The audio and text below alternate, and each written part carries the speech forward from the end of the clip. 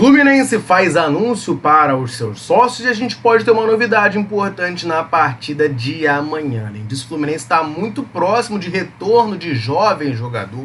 Isso, claro, é uma ótima notícia para o nosso tricolor. Falaremos também sobre o dia de Flu lá em Xerém, 2 derrotas, infelizmente, do Flusão nas categorias de base. Muita coisa pra gente falar nesse vídeo aqui. Desde já eu te convido a deixar o like, se inscrever aqui no canal, ativar o sininho para não perder nada. Depois da vinheta vamos falar muito do Flusão. Fluminense anunciou de maneira oficial em seu site, em suas redes sociais, uma novidade para os sócios do clube. A partir de amanhã, na partida contra a União Espanhola, estará disponibilizado para quem é sócio um estacionamento exclusivo no Maracanã. Esse estacionamento, no entanto, não será gratuito, tá? Só vai ser uma reserva de vagas ali para quem é sócio do Fluminense. E eles publicaram aqui as informações importantes para você, sócio tricolor, que vai de carro ao Maracanã. As vendas do voucher do estacionamento vão ocorrer apenas pela internet no site fluminense.futebolcard.com. Não vai ver venda no local, tá? Não vai ter venda lá presencial, ou seja, se você chegar com o seu carro lá sem ter comprado previamente na internet, você não vai conseguir parar por lá. O estacionamento eles deixam aqui bem claro, né, que é o que fica no estádio Célio de Barros, portão 11B, ali na Professor Eurico Rabelo, perto, né, do portão B do setor sul do Maracanã.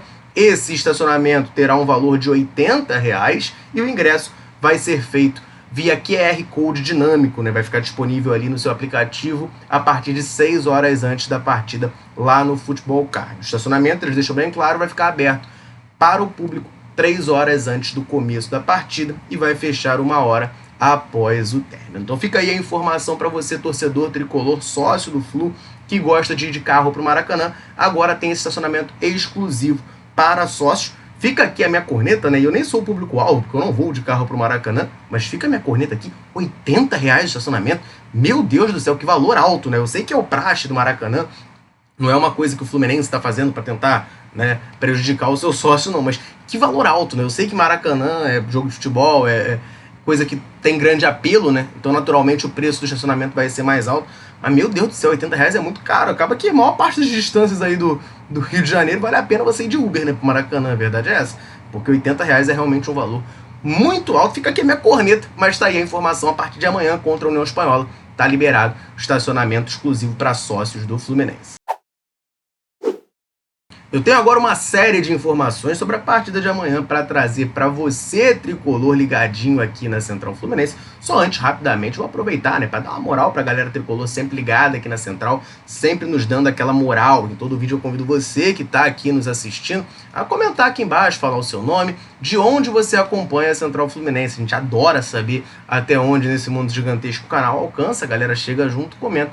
Sempre que a gente pode, a gente vem aqui e manda aquele abraço. Nesse vídeo eu vou mandar um abraço para o Zé Carlos de Itajaí, Santa Catarina, Assis de Manaus, Amazonas, para o Vander Lúcio de Governador Valadares, Minas Gerais, Marco Aurélio de Vitória, no Espírito Santo, e para o Jefferson, lá de Iguaba Grande. Um abração para a galera tricolor ligadinha na Central Fluminense. Convite mais do que reforçado para você que está aqui nos assistindo. Quer que a gente mande um abraço, um salve, cite o seu nome em algum vídeo? Então comenta aqui embaixo, me fala o seu nome e de onde você está nos acompanhando. Vamos falar um pouquinho então dessa partida. Primeiro, informações muito básicas sobre o jogo, tá? A Conmebol divulgou os uniformes que serão utilizados nessa partida de amanhã. O Fábio, goleiro do Fluminense, vai utilizar o novo uniforme azul, que é um uniforme que me agrada muito. Uniforme clássico de goleiro do Fluminense desde a época do Castilho, né? Uniforme azul, todo azul, né, da Umbro, da coleção desse ano. É o que o Fábio vai usar. O time titular vai utilizar camisa tricolor, shorts brancos e meiões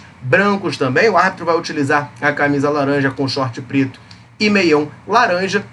E a equipe da União Espanhola vai utilizar uma camisa branca, um short azul e um meião preto. E os goleiros da União Espanhola vão usar um uniforme totalmente amarelo. Eu só estranhei um pouquinho que eu achei muito parecido o tom, né, de cor do short dos jogadores da União Espanhola com o do goleiro do Fluminense. Aqui na descrição da Conmebol, eles colocam que a camisa, o uniforme e o meião do Fluminense são celeste, a cor. E da União Espanhola, o short seria azul. Seriam cores diferentes ali, mas eu fico até um pouco apreensivo de será que vai confundir ali dentro de campo? Enfim, tá aí. Essa foi a decisão da Conmebol. E o nosso adversário, a União Espanhola, claro, já está aqui no Rio de Janeiro, como é de praxe, treinou aqui na nossa cidade. Eles utilizaram o CT do Vasco da Gama para se prepararem para essa partida. Falando da equipe do Fluminense que vai a campo amanhã, o GE trouxe para nós uma provável escalação do tricolor. E essa escalação tem uma novidade, que é o retorno de Paulo Henrique Ganso ao meio-campo titular do Fluminense. Na defesa ainda existe uma dúvida, mas uma possibilidade grande do Thiago Silva começar no banco de reservas essa partida. Jogou contra o Atlético Mineiro, retornou da lesão, mas de acordo com o GE, a tendência é que o Renato coloque uma zaga com Inácio e Freitas. Portanto, o provável time do Fluminense, de acordo com o GE, tem Fábio no gol, Samuel Xavier na direita, Inácio, Freitas e Gabriel Fuentes na esquerda. No meio-campo, Martinelli, Nonato e Paulo Henrique Ganso. Lá na frente, Arias, Canóbio e Everaldo. Então a gente lembra, né? O Bernal tá lesionado, não tem chance, né, de ganhar a posição, vai ficar bastante tempo fora. A dupla de volantes segue então Martinelli e Nonato. Paulo Henrique Ganso voltando ao time. Bernal foi quem jogou o último jogo, né? Por isso que eu tô citando ele aqui um pouco mais. O Ganso entra ali no seu lugar.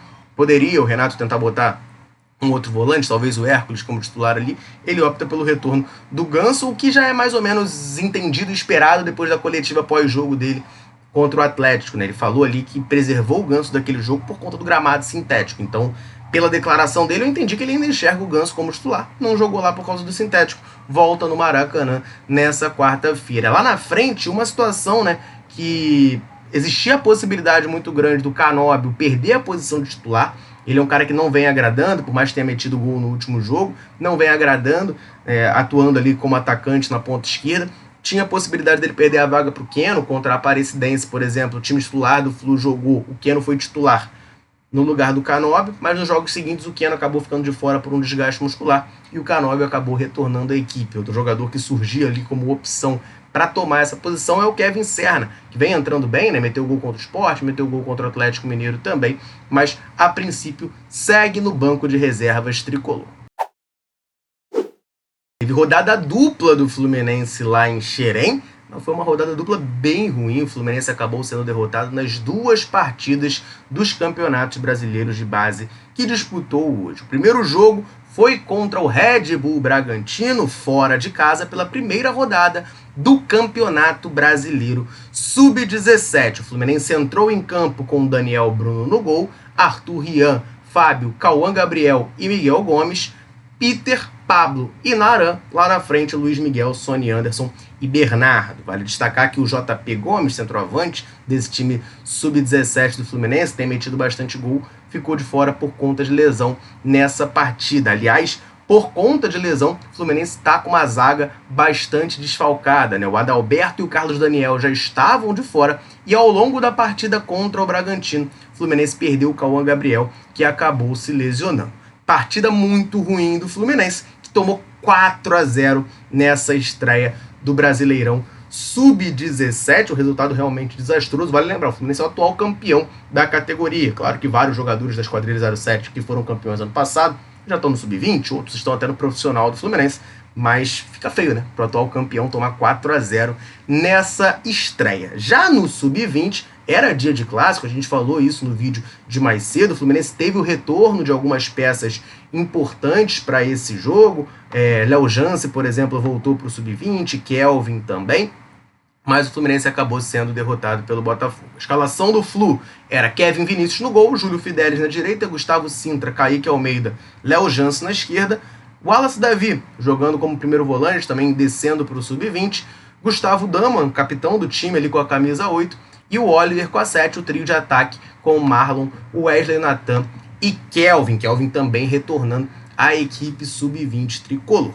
Infelizmente, o Fluminense acabou sendo derrotado por 3-1 pelo Botafogo, né? Com essa derrota, a gente cai uma posição, vai para 13º, mas segue ainda a 2 pontos do G8, que é quem classifica para a próxima fase, estando com 11 pontos. Eu tenho aqui o gol do Fluminense para mostrar, foi marcado pelo Kaique Almeida, zagueiro. Foi um belo gol, né? Apesar da derrota. Tá passando aí na tela, ó. Ele foi bater a falta, ajeitou, preparou, largou esse balaço na gaveta para diminuir, né? Naquela altura ali do gol do Kaique, estava 2-0 Botafogo, ele diminuiu, o Fluminense tomou o terceiro no final e acabou sendo derrotado no Brasileirão Sub-20. Campanha com muita oscilação do Fluminense nesse torneio.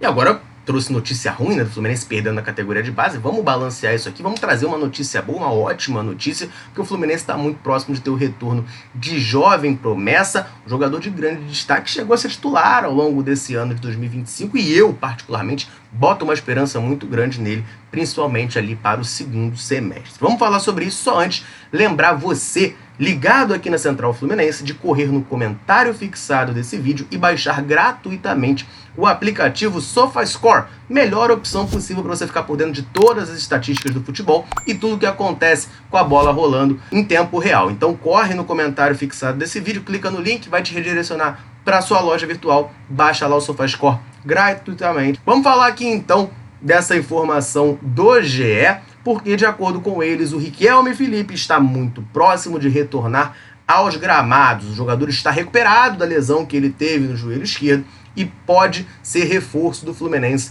nos próximos dias. De acordo com o GE, o Riquelme já terminou o período de transição e está treinando normalmente com o elenco tricolor.